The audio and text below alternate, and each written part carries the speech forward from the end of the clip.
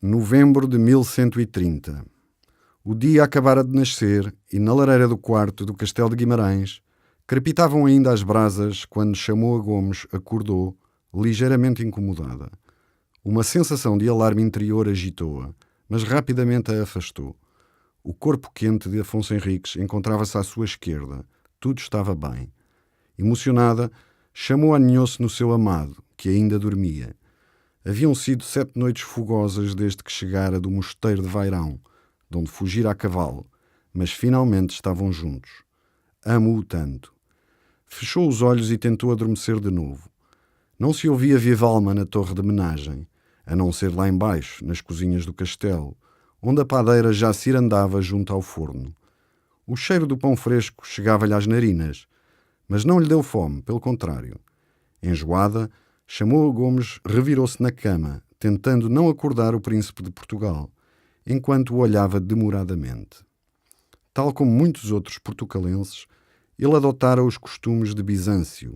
Apresentava uma barba e um cabelo longos, que quase o faziam bonito, e ela suspirou. O meu gigante. Tinham sofrido tanto. As permanentes desavenças só há uma semana se haviam extinguido.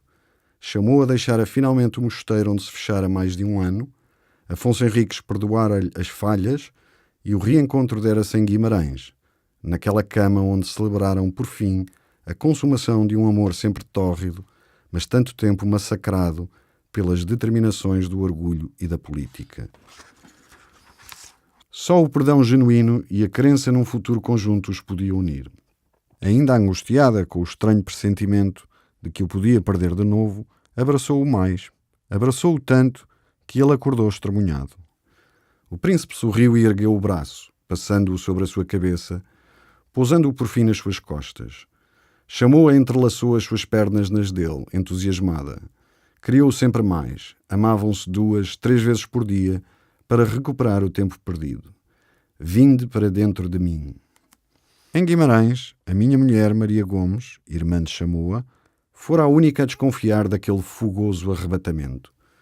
Logo no dia em que a mana chegou do mosteiro, agradei-me por existir finalmente harmonia entre aqueles dois. Mas Maria comentou: Lourenço Viegas, com a Chamoa nunca se sabe. Deus e o diabo dançam-lhe na alma de braço dado. Encolhi os ombros ao mau agouro e secretamente julguei que minha mulher invejava a irmã, que sempre fora mais bonita. Desde a infância, que Chamoa sonhava ser princesa, ou mesmo rainha, e admiti que Maria não lidava bem com a possibilidade de esse desejo finalmente se concretizar. Era a única relutante, pois, tal como eu, também meu pai Egas Muniz e meu tio Hermígio Muniz apostavam que aquela união, depois de tanta desavença, seria agora sólida e inquebrável. O nosso desejo comum, embora genuíno, não era inocente, nem desalinhado com o interesse geral, pois aquele namoro era proveitoso para os portucalenses. Chamoa era filha de Gomes Nunes, senhor de Toronho, e unindo-se à minha cunhada, o príncipe de Portugal passava a dominar as terras de Tui, permitindo que o condado portucalense crescesse a norte do Rio Minho. Além disso, o facto de Chamoa ser uma trava, pois era também filha de Elvira Pérez de Trava e sobrinha de Fernão Pérez, poderia no futuro possibilitar a paz entre Afonso Henriques e aquela poderosa família galega. Casado com Chamoa, o príncipe uniria o condado portucalense à Baixa Galiza, concretizando o velho sonho do seu pai, o conde Henrique, um reino único a norte e a sul do Rio Minho. Durante aqueles 7 bonitos e solarengos dias de outono, em Guimarães o ambiente geral era, pois, de alegria e esperança. O meu melhor amigo e Chamoa permaneciam horas fechados no quarto e só se juntavam a nós a meio do dia, num repasto à volta da mesa, apreciando as apetitosas comidas que a bela Teresa de Celanova, segunda esposa de meu pai, confeccionava nas cozinhas do castelo. Foram as viandas e as tigeladas de leite as primeiras culpadas dos vômitos de Chamoa naquela manhã. A minha Maria foi de súbito chamada ao quarto, pois a irmã começara a despejar o estômago, de certo enfastiada com os excessos da véspera. Notei um minúsculo franzir de testa na minha esposa, mas, contagiado pela boa disposição que reinava naquela alcáçova há 7 dias, não me preocupei, nem quando Maria regressou do quarto do príncipe e ordenou a uma das criadas que fosse depressa chamar o curandeiro. Meu pai, sentado ao lado de Afonso Henriques, resmungou. A Teresa junta ovos a mais. Avisada protestou.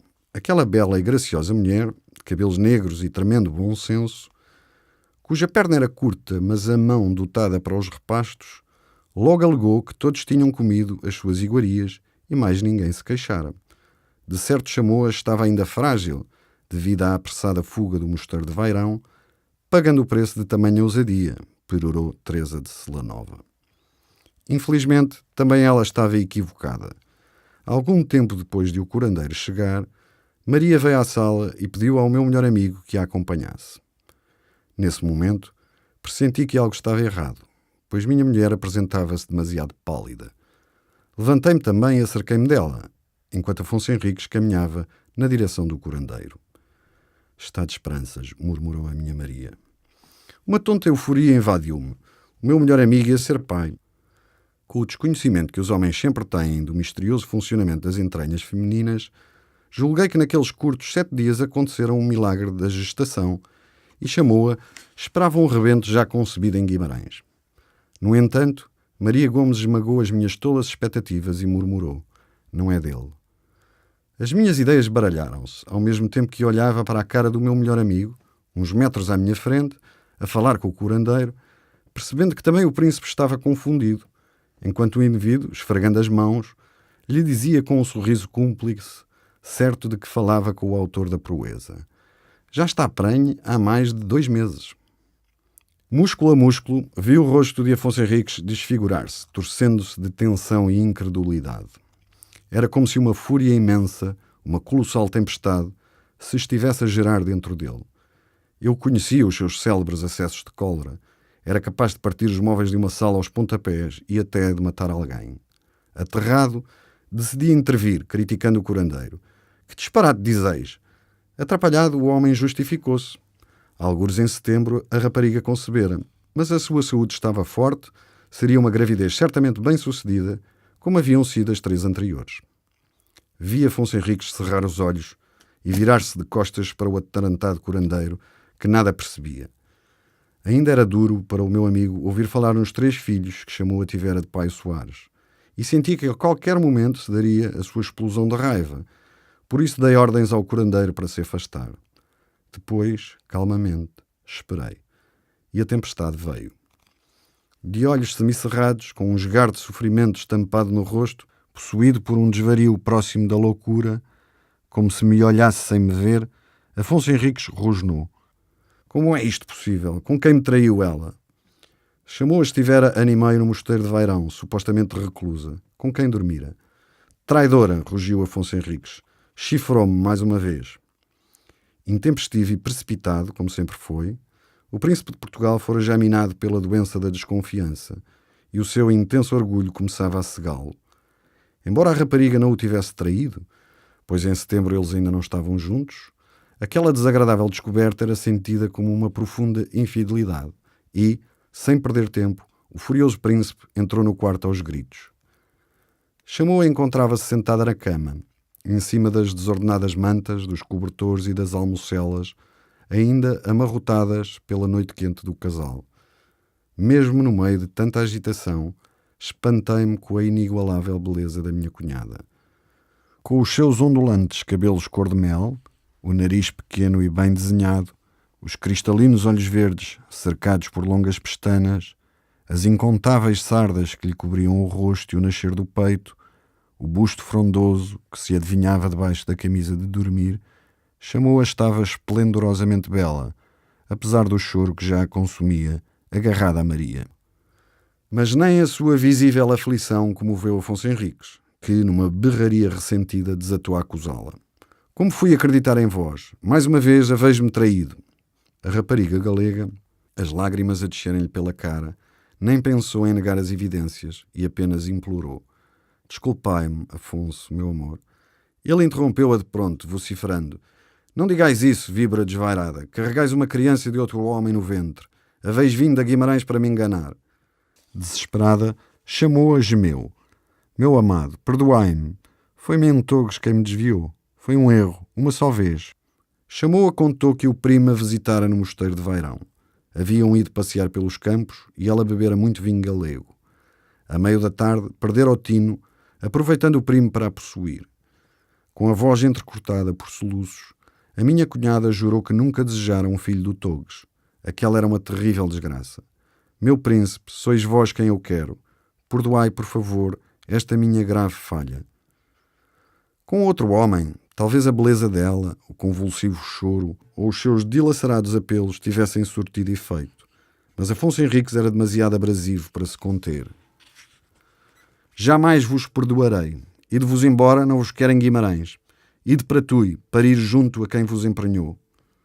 Em passada larga, avançou para a porta do quarto, mas chamou-a, que era uma rapariga orgulhosa e lutadora, embora muitas vezes também uma infantil tola, indignou-se, levantando-se da cama aos gritos.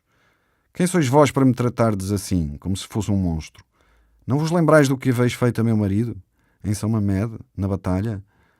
Ao escutar a acusação que ela lançava, que sabíamos verdadeira, o príncipe parou, de costas voltadas para Chamoa.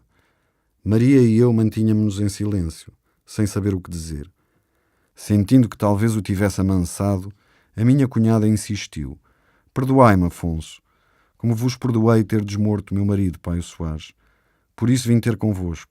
Se quiserdes, desfaço-me desta criança que cresce no meu ventre. Faço-o por vós, meu amado. Um arrepio gelado percorreu uma espinha.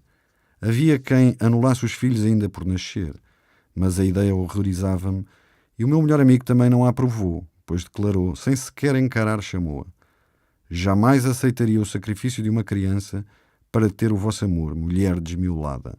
Ide-vos embora e depressa. Nessa tarde, uma chorosa Chamoa abandonou Guimarães, na companhia de sua irmã, e eu fui com elas levá-las a Tui, onde viviam os pais de ambas e os 3 pequenos filhos da minha cunhada. Aquele vibrante e intenso amor durara apenas uma curta semana, e agora o relacionamento entre o príncipe e Chamoa regressava ao estado de trepidação e desequilíbrio que sempre o caracterizara. Desiludido e magoado, o meu grande amigo Afonso Henriques recomeçou a dizer que desprezava as mulheres, o que levou a esposa de meu pai, Teresa de Celanova, a resmungar certo dia. Por causa de uma, pagamos todas.